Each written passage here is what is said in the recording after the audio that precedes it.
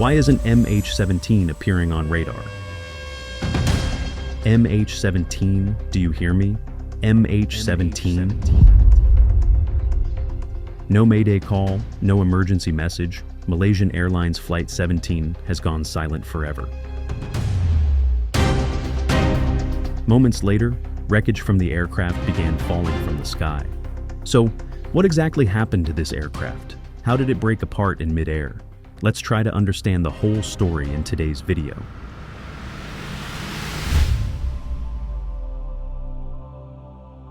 July 17, 2014. Amsterdam Airport, Netherlands. Malaysian Airlines Flight 17 is getting ready for takeoff. The aircraft was a Boeing 777, a large twin-engine wide-body airliner. 15 crew members boarded the aircraft.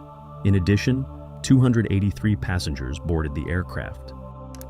Captain Juan was 49 years old and had 13,239 hours of flight experience.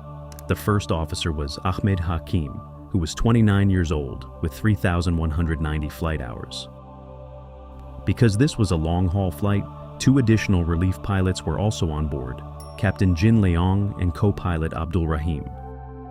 The aircraft was scheduled to fly from Amsterdam International Airport in the Netherlands to Kuala Lumpur International Airport in Malaysia. After refueling, the aircraft departed Amsterdam Airport at approximately 12:30 local time. The route was through Poland, Ukraine, Russia, Kazakhstan, Myanmar, and Thailand, and the plan was to reach Malaysia the next day. The flight initially proceeded normally as the aircraft began climbing toward its cruising altitude. At approximately 15:53 local time, according to the flight plan, MH17 was scheduled to climb to 35,000 feet while passing over the city of Dnipro in Ukraine. However, only about 2 hours had passed since the aircraft departed. Therefore, a significant amount of fuel still remained on board.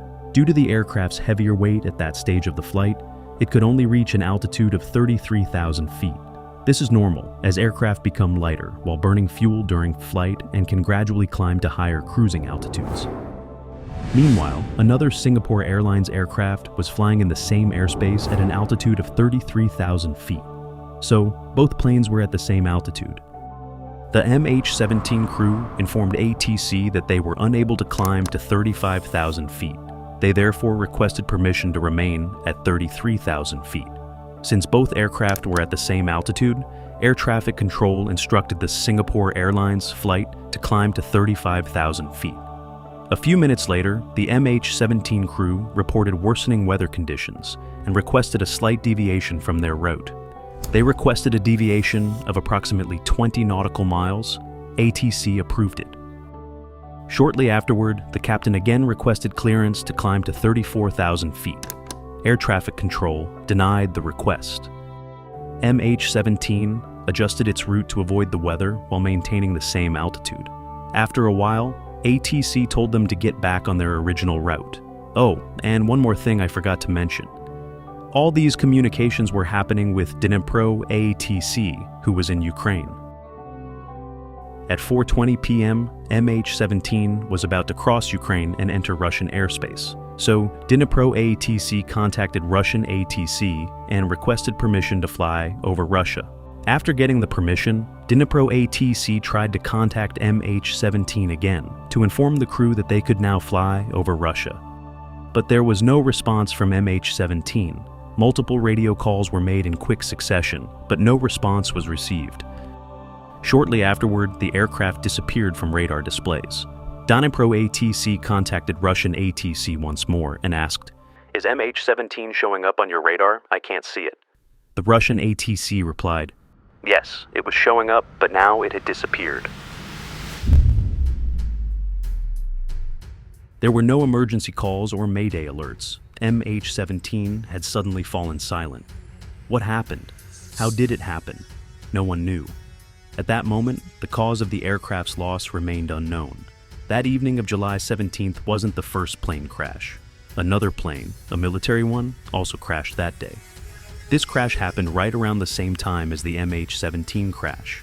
After this military plane went down, Russian news channels started spreading the news about the crash. According to the news, a Ukrainian military plane had been shot down. Keep this point in mind because the link will directly connect with MH17. After MH17 went missing, the Dnipro ATC was completely clueless about what had happened. At that very moment, something strange started happening in a small village called Prabov in Ukraine. Aircraft debris began falling from the sky across the surrounding area. Debris, seats, and aircraft components were breaking apart and crashing to the ground. Initially, witnesses believed the wreckage came from a military aircraft.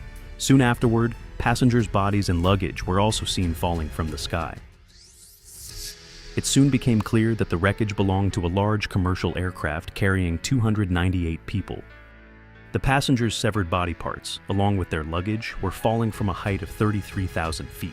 All the wreckage from the plane spread over an area of about 50 square kilometers. Most of the bodies landed in fields, and some even fell on houses. Just imagine how horrifying that scene must have been. In an aircraft accident where debris is scattered over a 50-kilometer radius, recovering all the wreckage becomes extremely difficult. In such circumstances, critical evidence may also be disturbed or tampered with. That's exactly how things were in Ukraine back then. The local residents there ransacked the bodies, stealing money and valuables. They started messing with the plane wreckage too. Even debit and credit cards were stolen, and there was no one to stop these local residents. Now you might be wondering, what was the police doing? What about the military? Well, Ukraine used to be part of the USSR, the Soviet Union. When the Soviet Union broke up, Ukraine became its own country. It's located between Europe and Russia, which is why some people here want to be part of Russia and some want to be part of Europe. Europe says Ukraine belongs to them, while Russia claims it's theirs. Back in 2014, the president here was leaning more towards Russia, so he was trying to bring the country closer to Russia. This upset a lot of people.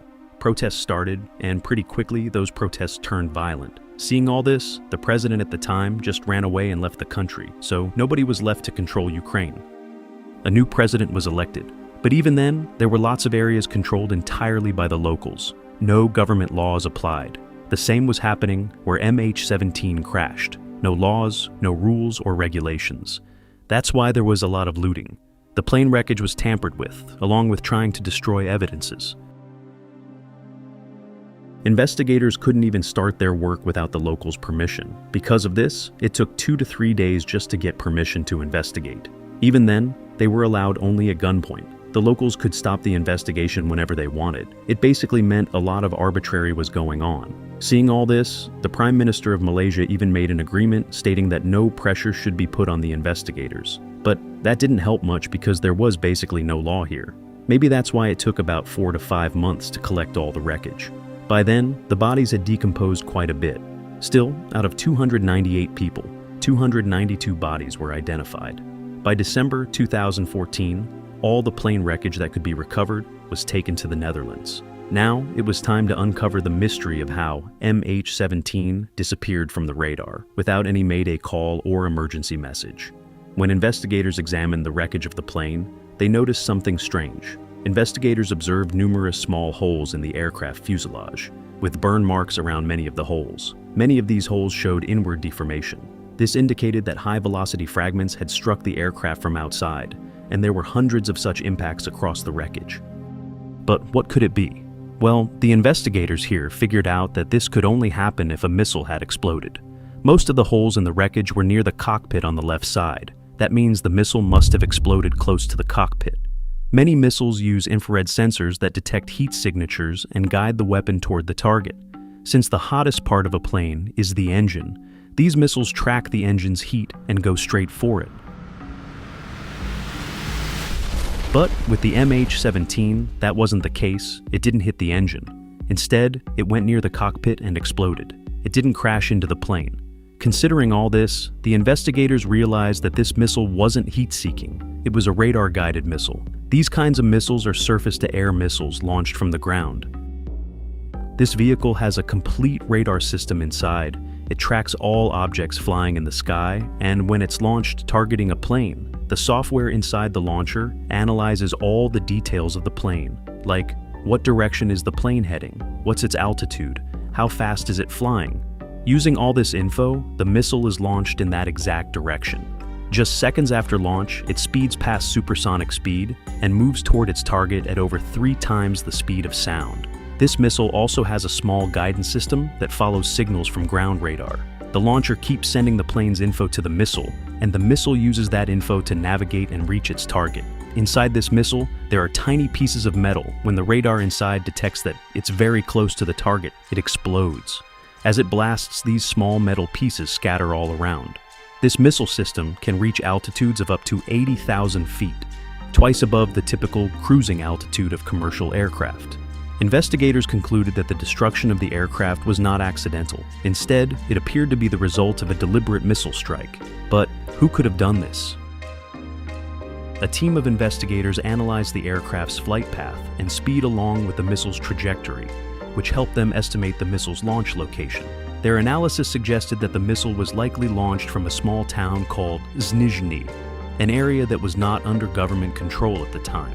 The local separatist groups were already engaged in conflict with government forces, but they were not known to possess such advanced missile systems. Even the weapons they had were not capable of reaching such high altitudes.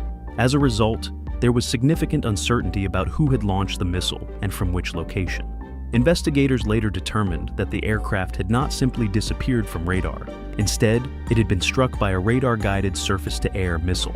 Russia also became a central focus of the investigation. Suspicion increasingly fell on Russia, as such advanced missile systems capable of reaching 33,000 feet were unlikely to be available to local groups. Immediately after the crash, a Russian news channel reported that a Ukrainian military aircraft had been shot down. I mentioned this at the beginning of the video too, but the real truth is, it wasn't a military plane that got hit.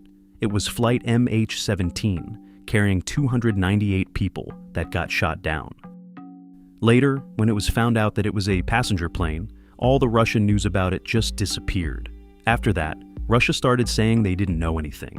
Meanwhile, Russian agencies kept spreading fake news about the case, sometimes claiming a fighter jet shot it down, other times showing wrong satellite data. Even their news channels were also saying that a UFO shot down MH17. But ignoring all these fake news, the investigators were busy with their work. Despite these, investigators continued focusing on the technical evidence. Further investigation revealed witness reports describing 2 large trucks carrying missile launcher systems in rebel-controlled areas. This raised an important question. Had these missile systems been supplied by Russia? To investigate further, authorities analyzed approximately 150,000 intercepted communication recordings. Investigators also examined approximately 1.5 million photographs and videos. Analysis of these images confirmed that the vehicles involved were military transport trucks, and from the truck's number, they found out that both trucks were sent by the Russian military. The collected evidence increasingly pointed toward Russian involvement. However, Russia denied any involvement in the incident. Legal proceedings related to the incident continued for many years after 2014. In 2022, 3 individuals were found guilty in connection with the attack. And last year, in 2025, the International Court gave its verdict. The court concluded that Russia bore responsibility for the deaths of the 298 people on board. Russia should have helped with the investigation, but they interfered instead. Now the investigators have all the data, so we can understand this case in much more detail. So let's go back in 2014. Russia sent 2 trucks to Snizhny city. Both trucks were carrying surface-to-air missile launchers.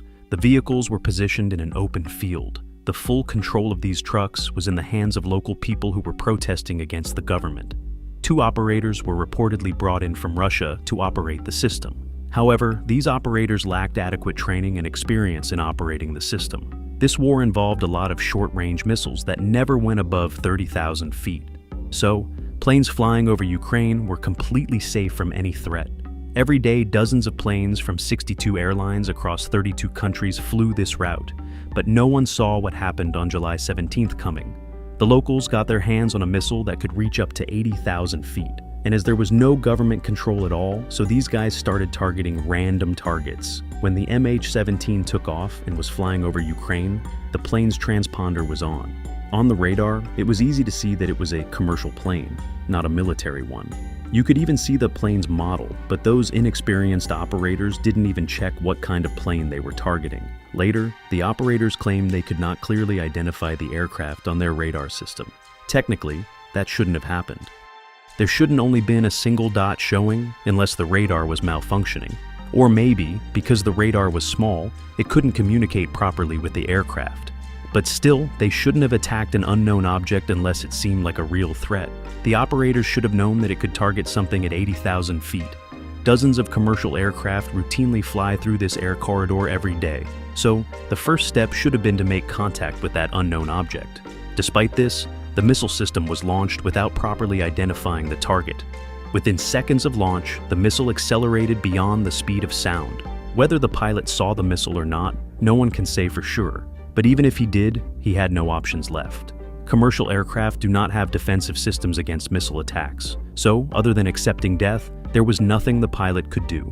Even if the pilot realized what was coming, he probably had barely 5 seconds to react and save the plane. The result? Those tiny rings from the missile got hundreds of holes blown into the plane.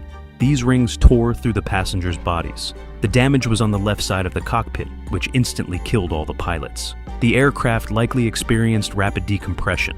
Those passengers who survived at first must have started suffocating. Within moments, the aircraft broke apart in midair. The cockpit voice recorder captured the sound of a missile explosion, which was the last sound recorded. After that, both black boxes stopped recording. Some occupants may have remained alive briefly but unconscious following the rapid decompression. But falling from 33,000 feet, no one would survive. Since Russia had sent those launchers, they were keeping a close watch, and as soon as the plane crashed, the Russian news went live right away. They thought a military plane had been shot down, but that wasn't the case. Russia realized they could get caught. So that very day, both trucks were brought back to Russia. Now, even the local people of Snizhne found out that they had made a huge mistake. That's why they started interfering with the investigation. The investigators weren't being allowed to carry out their checks. They did whatever they wanted, and even tried to erase the evidence. Ultimately, the investigation gradually revealed the truth behind the crash. After a long wait, like 10 or 11 years, it finally came out who was behind the incident. But now, what difference does it make to anyone? 298 lives were lost. And even if punishment is given now, who would it be for? So, this was the story of MH17. If you liked the video, give it a like. If not, feel free to dislike. Either way, don't forget to subscribe to this channel for more informative content. I'll see you in the next video. Until then, keep watching and keep learning.